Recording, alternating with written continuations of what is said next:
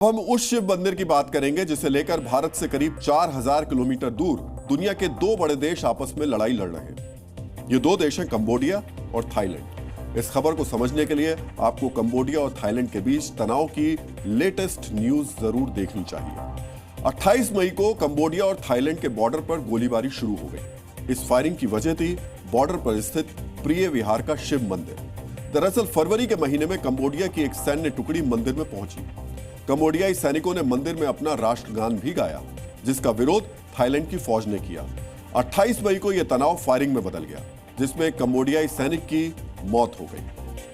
आखिर कंबोडिया और थाईलैंड एक शिव मंदिर के लिए क्यों आमने सामने आ गए, इस सवाल का जवाब भी हम आपको देंगे, लेकिन उससे पहले आपको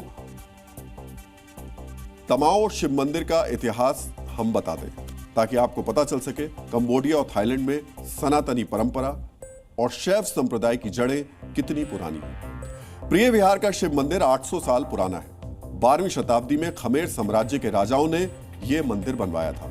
8वीं से लेकर 14वीं शताब्दी के वक्त को खमेर साम्राज्यों का स्वर्णिम दौर भी कहा जाता था। खमेर राजा हिंदू थे और शिव उपासक थे।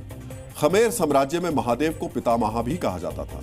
आज भी इस मंदिर में एक प्राकृतिक धारा बहती है, जिसे सोम सूत्र कहा जाता है, और मंदिर में स्थापित शिवलिंग का जलाभिषेक इसी सोमसूत्र से किया जाता है। इन्हीं खामेर राजाओं ने भगवान विष्णु को समर्पित मंदिर भी बनवाए, जो वर्तमान इंडोनेशिया में स्थित है। प्रिय विहार का शिव मंदिर चोंग बुक नाम की पहाड़ियों के बीच है, जिसे कंबोडिया अपने खमेर प्रांत का हिस्सा मानता है, जबकि थाईलैंड में राष्ट्रवादी अपनी हिंदू विरासत की वजह से इस मंदिर को थाईलैंड का हिस्सा बताते हैं।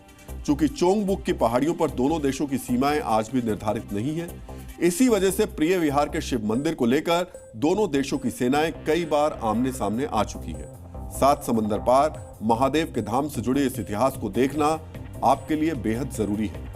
जुलाई 2008 में थाईलैंड के 50 सैनिक प्रिय विहार मंदिर परिसर में पहुंच गए और इन सैनिकों ने परिसर पर कब्जा कर लिया, जिसके बाद दोनों देशों ने अपनी सेनाओं का बड़ा हिस्सा बॉर्डर पर तैनात कर दिया।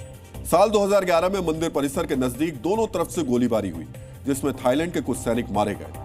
इस घटना के बाद संयुक्त राष्ट्र ने प्रिय विहार मंदिर को लेकर मध्यस्थता कराने की भी कोशिश की, लेकिन दोनों देशों ने इंटरनेशनल कोर्ट ऑफ जस्टिस के फैसले को पूरी तरह स्वीकार नहीं किया।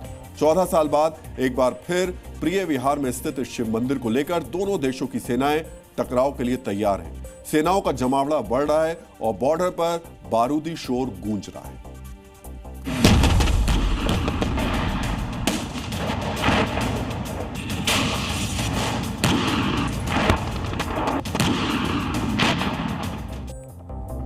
प्रिय विहार में महादेव का यह धाम भले ही आज युद्ध जैसी स्थितियों की वजह से खबरों में हो, लेकिन यह मंदिर अपने आप में इतिहास का वो अध्याय है जो बताता है कि सनातनी आस्था और भारतीय परंपराओं की शाखाएं भारत के बाहर भी फैली हुई थी, और आज भी इंडोनेशिया, कंबोडिया और थाईलैंड जैसे देशों में वहां के लोग सनातनी आस्था से अपने जुड़ाव को महसूस करते हैं।